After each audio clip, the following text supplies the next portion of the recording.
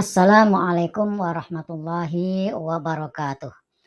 Saudara-saudari semuanya, Kang Kiai akan berkomentar tentang kemana berlabuhnya para Habib dalam pemilu presiden tahun 2024.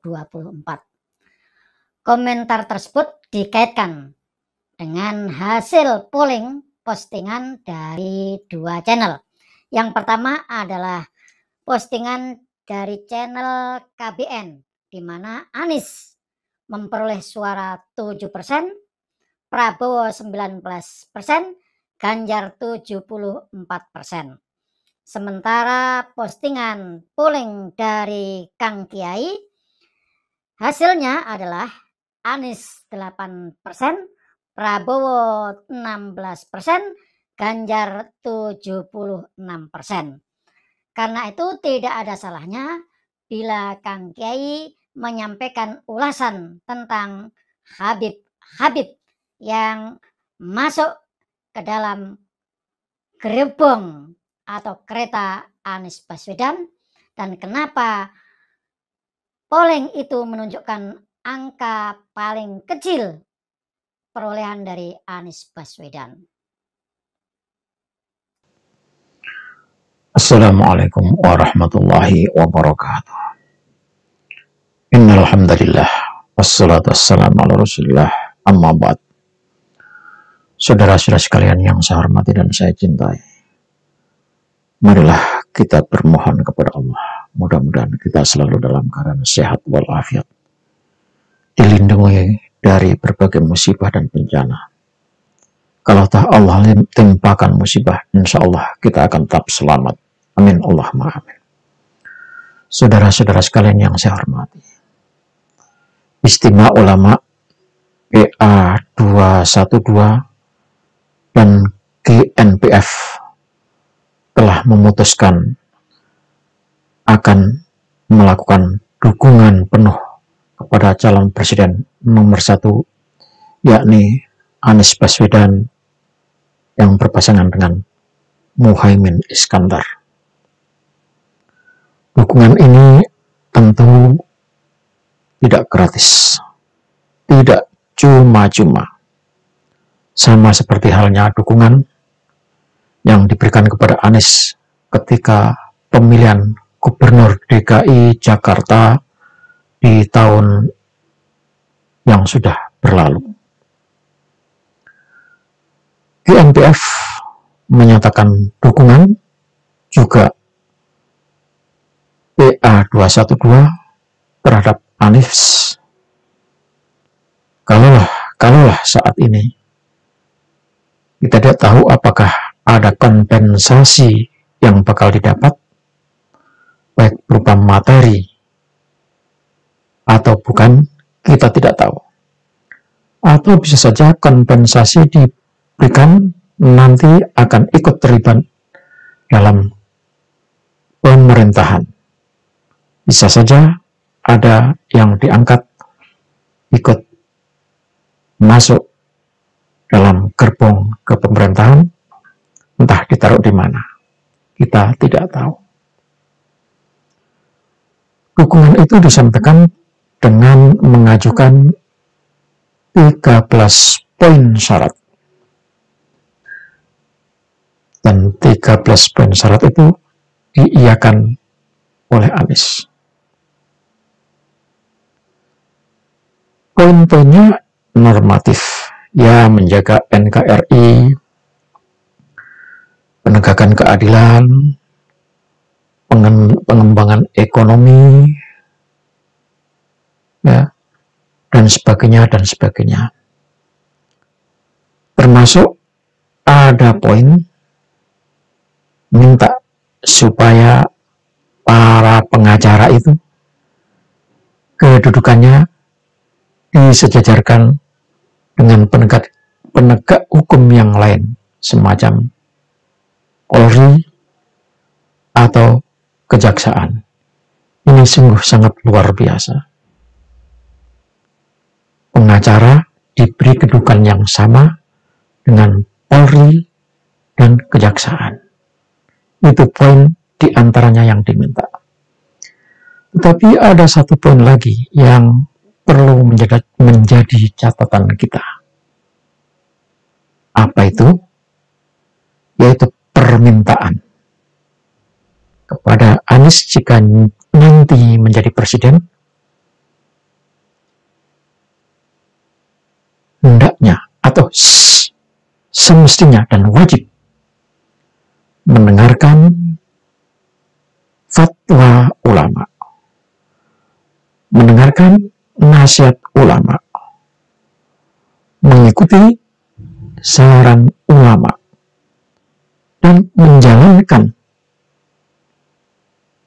apa yang direkomendasikan ulama.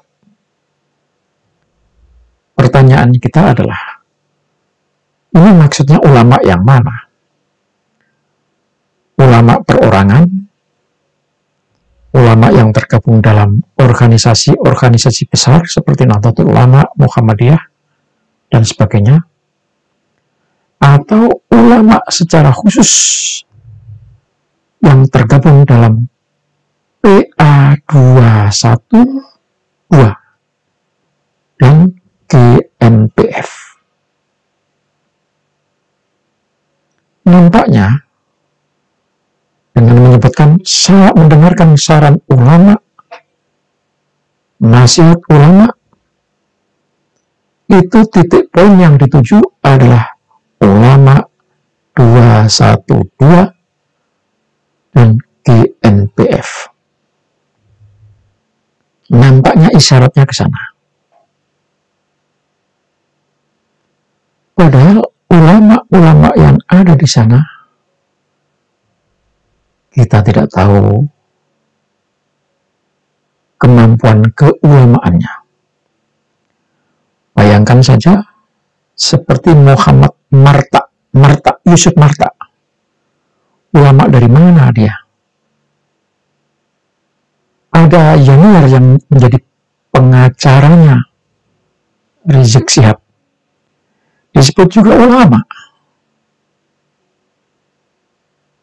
Ulama bagaimana mengajarkan tidur di masjid, sholatnya di Monas. Itu ulama ngajinya di mana? Pesantrennya di mana? Kalau itu yang dimaksudkan ulama GNPF dan ulama 212, maka bencana bagi rakyat Indonesia dan musibah bagi negara kesatuan Republik Indonesia. Bencana bagi rakyat dan musibah bagi negara kesatuan Republik Indonesia. Bayangkan saudara sekalian, ulama-ulama yang ada di PA 212 dan GNPF, merekalah yang terus memaksa, yang terbiasa melakukan demo-demo, menuntut pemerintah untuk mendirikan negara syariah, negara bersyariah. Kalau toh mereka menyebutkan NKRI, itu hanya sebagai basa-basi, tapi ujung-ujungnya mereka menuntut agar negara Indonesia menjadi negara bersyariah. Kalau sudah menjadi negara bersyariah dan mereka ada di ujung depan, di mana seperti permintaannya, nasihatnya harus didengar, pesannya harus dilaksanakan, maka bagaimana rakyat Indonesia bisa menjadi negara yang di dalamnya ada Bhinneka Tunggal Ika. Kemarin-kemarin saja dari kelompok FPI, merekalah yang menghalang-halangi dibangunnya pembangunan tempat ibadah lain. Di Bogor itu puluhan tahun tempat ibadah tidak mendapatkan izin. Di Bandung tempat ibadah digerebek, orang melakukan ibadah di satu tempat digerebek. di beberapa tempat di demo terpaksa orang tidak bisa melakukan ibadah agama lain tentunya. Maka saudara sekalian, ini adalah sebuah taktik, dan kalau itu sampai terjadi, maka ulama-ulama yang sesungguhnya, ulama-ulama beneran, tidak mendapatkan tempat, kecuali ulama-ulama yang ada di dalam PA212 dan GNPF. Muhammad memang dilahirkan dari warga Nahdlatul Ulama, tetapi dia sendiri tidak diakui sebagai anak keturunan dari Nahdlatul Ulama. Coba mau apa? Nanti orang-orang kiai-kiai NU tidak mendapatkan tempat, dan merekalah yang akan berperan dalam pemerintahan Anies Baswedan. Maka kepada saudara-saudara sekalian, yang walaupun secara kultural adalah warga Nahdlatul Ulama, saudara harus berpikir, apakah saudara harus memenangkan Anies Baswedan atau memenangkan calon presiden yang lainnya yang nasionalismenya tidak diragukan, kecintaannya terhadap negeri Indonesia tidak diragukan,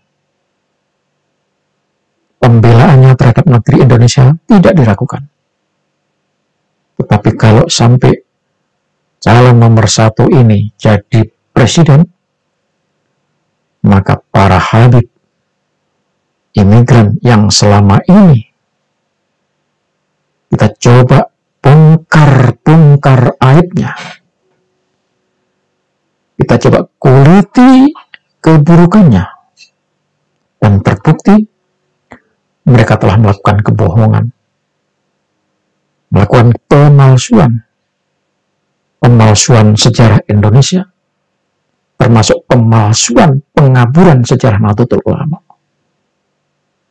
Kita tidak boleh diam. Maka mari kita berjuang memenangkan presiden selain nomor 1.